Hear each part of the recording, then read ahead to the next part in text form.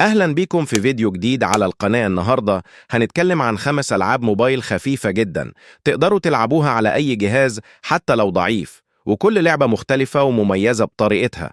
في الفيديو ده هتشوفوا ألعاب أكشن، تحديات، مغامرة واسترخاء، وكلها مسلية جدا.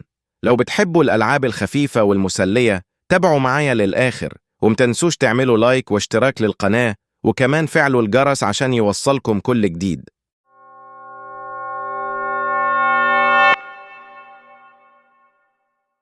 اللعبة الأولى هي Among Us. في اللعبة دي هتكون جزء من طاقم سفينة فضائية، ومهمتك إما تعمل المهمات أو تكشف المحتال. كل جولة مختلفة وكل شخص ممكن يكون المحتال، فهتحتاج تستخدم ذكائك ومهاراتك في الملاحظة. اللعبة خفيفة جدا، رسوماتها بسيطة، وتقدر تلعب أونلاين أو أوفلاين مع أصحابك. كل جولة فيها مفاجآت وحاجة جديدة بتحصل، وده بيخلي اللعبة ممتعة جدا لكل الأعمار. اللعبة كمان فيها تفاعل كبير بين اللاعبين، وكل مرة بتحاول تكشف مين اللي بيخون الفريق، وده بيخلي كل جولة مشوقة ومليانة حماس. اللعبة التانية هي سول نايت. هتختار شخصية وتدخل أبراج مليانة أعداء، وتستخدم أسلحة مختلفة لكل دور. اللعبة فيها أكشن ومغامرة، والجيم بلاي سريع وممتع. فيها تنوع كبير في الأسلحة والشخصيات، وكل مرة اللاعب بيكون مختلف عن المرة اللي قبلها. الرسومات كرتونية بسيطة، واللعبة خفيفة جدا على أي جهاز، وده بيخليها مناسبة لأي شخص بيحب التحدي والأكشن في نفس الوقت.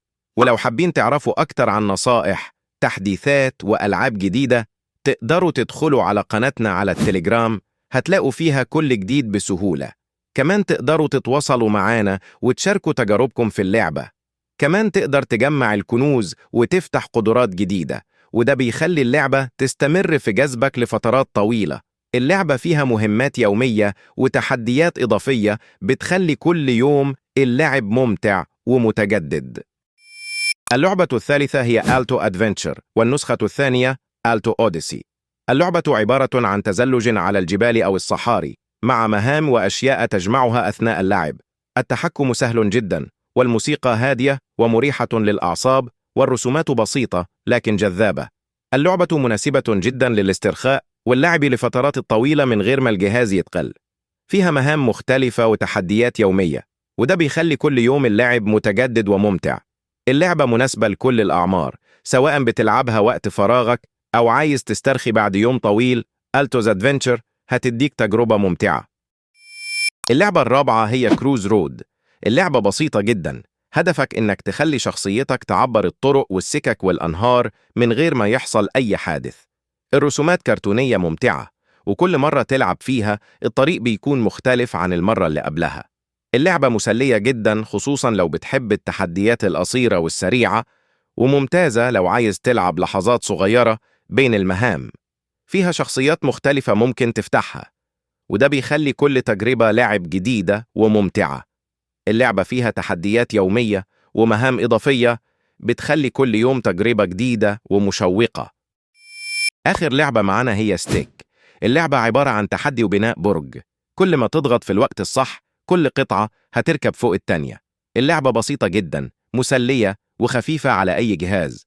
ممكن تلعبها في أي وقت وتتحدى أصحابك تشوف مين يبني أطول برج. التحكم فيها سهل جدا، وكل مرة تحاول تبني أطول برج ممكن تحسن مهاراتك وتحقق درجات أعلى. اللعبة ممتعة جدا، خصوصا لو بتحب الألعاب اللي فيها تحدي وتركيز، وكمان ممكن تتنافس مع أصحابك أو حتى تحاول تكسر أرقامك السابقة. دي كانت أفضل 5 ألعاب موبايل خفيفة جدا تقدروا تجربوها على أي جهاز. لو عجبتكم الألعاب متنسوش تعملوا لايك وتشتركوا في القناة وفعلوا الجرس عشان يوصلكم كل جديد.